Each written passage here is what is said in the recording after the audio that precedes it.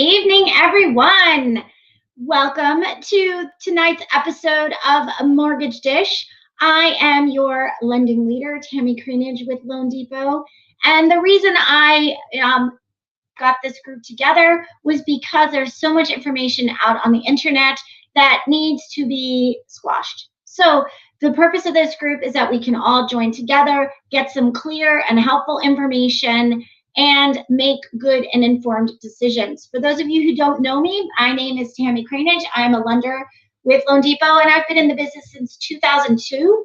I specialize in helping our customers determine the best strategy for their home purchase, whether it's this one or the next one.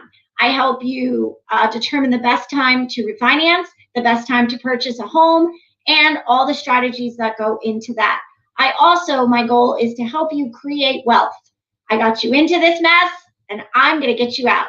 Tonight, we are going to talk about the 10 commandments for home buyers. I wish I could say it in Charlton Heston's voice from the 10 Commandments, the movie, but I can't. He plays the best Moses. Am I right? Does that comment below? Let me know if I'm right on that. Now, committing any of these acts could dramatically affect and have a huge impact on your ability to buy a home. So I kid, and I'll make some jokes as we go through this, but it is not to be taken lightly. So if you have any questions about any of the things I am about to discuss with you, please let me know. All right, so number 1, thou shalt not change jobs or become self-employed. So, true story. I had a client who was a doctor working in a practice, making a regular salary. Well, he had the ability to become a partner. Congratulations on becoming a partner in the doctor's office. He's now considered self-employed. So if you change your filing status, you become a 1099. 1099 is considered self-employed. So do not change your job under any circumstance without talking to your lender first. Number 2, thou shalt not buy a car, truck, van, motorcycle, a boat, unless you plan on living in it. Guys, these things are expensive. If you buy a car payment of $1,000, that is going to drastically inhibit your ability to purchase a house. If you buy a boat or a motorcycle, no. So no, thou shalt not buy a vehicle unless you plan on living in it. All right, next. Where is it? Thou shalt not miss any credit card payments or let your payments fall behind. This is a big one. A lot of people will tell me, oh, it was just one day. It was just one day. It's no big deal. I only missed one payment, and I called them, and they said they are not going to affect my credit. One missed payment on your credit card could cost you 100 points on your credit score. A lot of you guys are worried about lenders pulling your credit because it's going to negatively impact your credit score. That is not true. However, if you miss a payment on your credit card, that could be a problem. All right, next one. Thou shalt not spend the money that you have saved for a down payment. A lot of people think this is a myth. This is what happens. A lot of people think, oh, well, we've already started the process. Tammy's already verified my assets. I need to buy something. Usually it's buying something. No, you cannot that money is going to be verified and validated up to and including the day of closing. So do not spend that money that you have prepared. Next one, thou shalt not buy furniture before you buy a house. I have heard this has happened a lot. People go, Raymore and Flanagan says no payments for 3 years. So which you'll get to the next one, you cannot buy furniture before you have the house. Wait until you get in the house, plenty of time to buy furniture.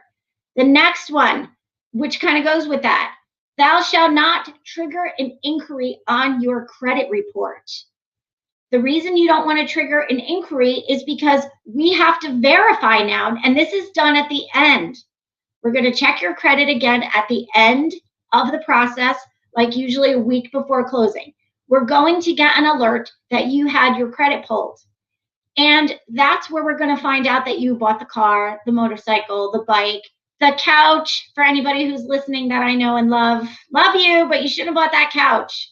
I've also seen this happen. Days before closing, someone will post on Facebook, hey, look at my new X.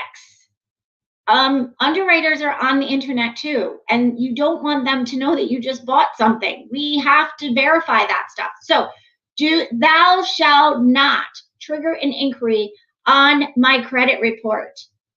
Okay, I forgot what number we're on. Next one. Is this a big one? I have seen the most educated people. This has reduced them to tears. Thou shalt not make any large deposits into your bank account.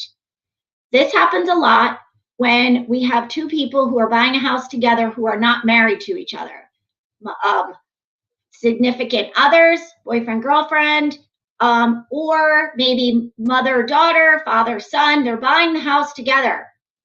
And one moves money from their account into the other person's account. This is a paperwork nightmare. And like I said, I have seen the most educated people reduced to tears because of the amount of aggravation that this will cause. We need to see where the money came from, and we need to see it clear the account. So if you have a question about depositing any large deposits into the account, please be sure to let us know. I am happy to walk you through the proper the strategy for that. Here's another big one that happens all the time. Thou shalt not switch banks or close your bank account. I've seen this. Well, you know what? I have this large sum of money and I planned on opening up a new bank account anyway. So I'm going to close the account that the bank has already verified and open up a new bank.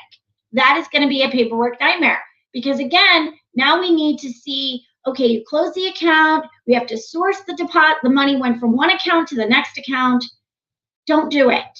Don't close accounts. Don't deposit large deposits. Don't switch banks in the middle of the process. If you need to do this, again, just come to me. There's a solution for everything, but I just don't want to see you be reduced to tears. Here's another big one. I get it. Thou shalt not co-sign a loan for anyone. Mom, dad, brother, sister, aunt, uncle, cousin, child, no one. When you co-sign a loan for someone, you are now taking on that debt. I've had people say to me, yeah, but I'm just the co-signer.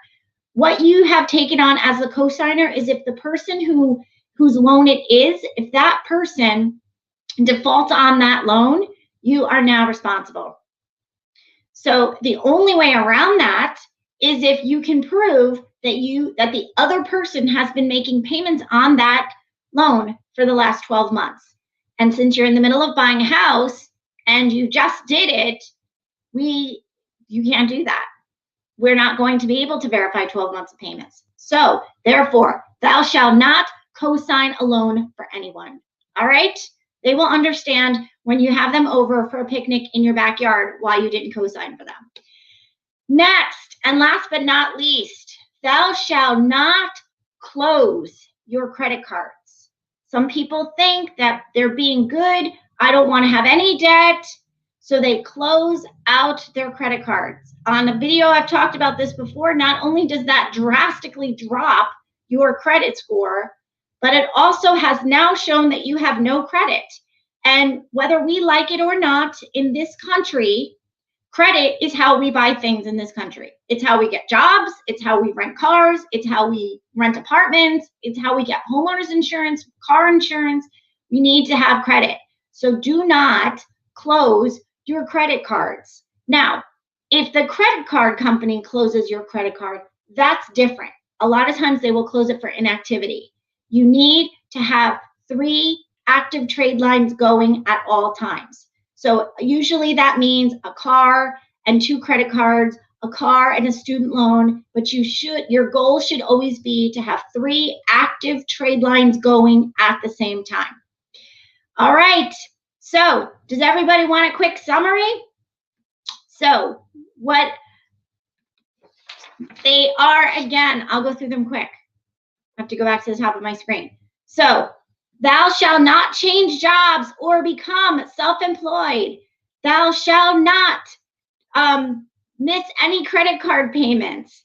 Thou shalt not buy a truck, van, motorcycle, or a boat unless you plan on living in it. Thou shalt not spend money that has been earmarked for the down payment. Thou shalt not buy furniture before you close on the house. Thou shalt not change jobs and become self-employed in the middle of the process. Thou shalt not trigger an inquiry on your credit report. Thou shalt not make large deposits into your bank account. Thou shalt not close your bank account or switch banks in the middle of the process. Thou shalt not close any credit cards. And last but not least, thou shalt not co-sign on a loan for anyone. All right, everybody. Thank you guys so much for watching. I truly appreciate the time that you took to watch this video. And if you're on the replay, thank you again so much for joining me this evening. I look forward to another time that we can be together.